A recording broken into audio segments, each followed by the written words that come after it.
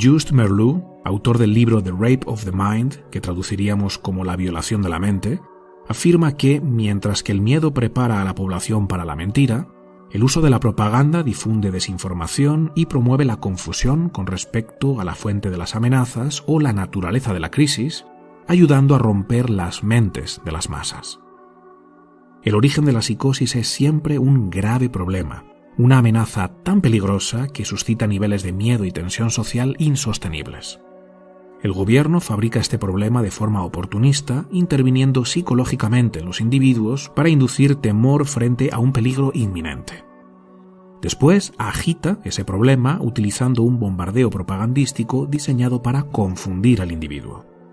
Los medios de comunicación usados por el poder ofrecen información falsa, contradictoria o sin sentido, que lleva a un estado de confusión porque el individuo no puede abordarla de una manera racional y adaptativa, lo cual aumenta la susceptibilidad al miedo y la indignación. La lógica se puede enfrentar con la lógica, mientras que la ilógica no. Confunde a quienes piensan de forma correcta, y mientras la gente todavía está buscando un contraargumento razonable a la primera mentira, los totalitarios pueden agredirlos con otra. Además, la forma de presentar esta información es muy particular.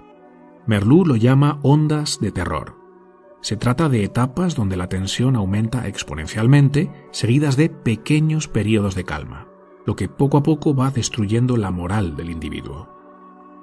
En el momento de máxima tensión y confusión, el poder presenta la solución a ese terrible peligro y la posiciona como única alternativa. Es esto o nada. El individuo, habiendo estado expuesto a estas ondas de terror y rendido ya al empuje de la masa, que cree que solo hay un camino para la resolución del conflicto, le suplica al gobierno que implemente esa solución para que, de esa forma, su seguridad pueda quedar garantizada. Sin embargo, el gobierno no puede ejecutar esa solución. Para poder hacerlo, necesita adquirir más poder. Una nueva ley, un nuevo ministerio o incluso una nueva constitución que le permitan hacer lo que antes no podía, a costa de la restricción o eliminación de ciertos derechos individuales. En otras condiciones, el individuo no hubiera accedido a perder su libertad y sus derechos, pero aquí el poder ya logró el beneplácito de las masas, que le ruegan que les arrebate sus derechos para acabar con esa terrible amenaza.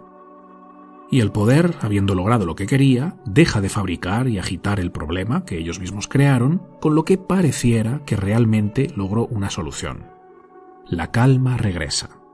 Los individuos ya no son tan libres, pero se libraron del miedo y recuperaron su sensación de seguridad. El coste en forma de pérdidas de derechos y libertades individuales fue elevado, pero la masa lo celebra. Misión cumplida. Hasta que el ciclo vuelve a repetirse de nuevo con otra amenaza fabricada por el poder que pone en marcha la hipnotización global a través de la propaganda manipulativa y la intervención psicológica. En caso de que este proceso no sea suficiente para derribar al individuo y convertirlo en masa obediente, hay un elemento más que el poder utiliza para aumentar la posibilidad de una psicosis totalitaria: aislar a los individuos y perturbar sus interacciones sociales en nombre de un bien común.